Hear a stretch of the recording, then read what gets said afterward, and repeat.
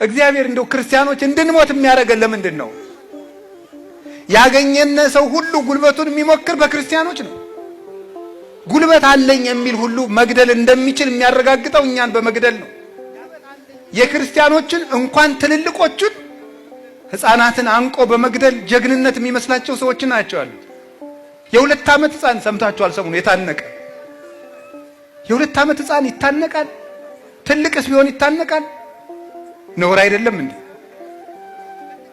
እና እንደዚህ ከሆነ እግዚአብሔር ለምንድን ነው ዝም የሚለን? ለምንድን ነው እንድንሞት የሚያደርገው?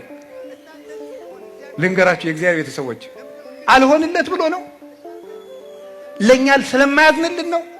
ባያዝንስ ቢያንስ ለ2 ዓመቱ ሕፃን ያዝነው? እኛስ መቼም በደለኞች ነን። ለምንድን ነው እግዚአብሔር ዝም የሚለን? ታውቃላችሁ? ሰማዕትነት የመንግስተ ሰማያት መግቢያ በር ስለሆነ ነው። እስኪ በሉ ሰማዕትነት በሉ። የመንግስተ ሰማያት ምንድን ነው? መግቢያ በር ነው። ስለዚህ ክርስቲያኖች የክርስቶስ ልጆች በመሆናቸው ሲገደሉ እግዚአብሔር ዝም የሚለው ከዚህ ከዳተኛ ዓለም ወደ እውነተኛው ዓለም ሊወስዳቸው ስለፈለገ ነው። ወደ ቅፉ ሊሰበስባቸው ስለፈለገ ነው።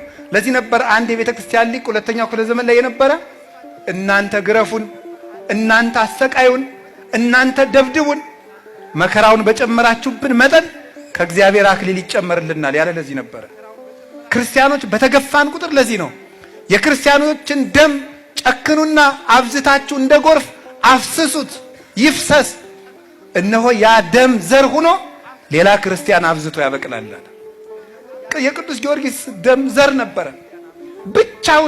ብቻውን ሲገርፉት ሙቶ ሲነሳ ምን ያለን እያበራ ቦግ ሲል ፊቱ የዛን ጊዜ የንጉሱ ሰራዊት በሙሉ እኛም በዚህ ሰው አምላክ አምነናል ይላል።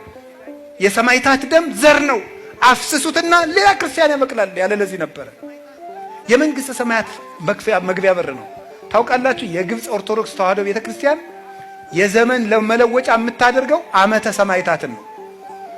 አዲስ ዓመቷን የምትጀምረው ሰማዕታት ብዙ ክርስቲያኖች የተገደሉበትን ዓመት ነው።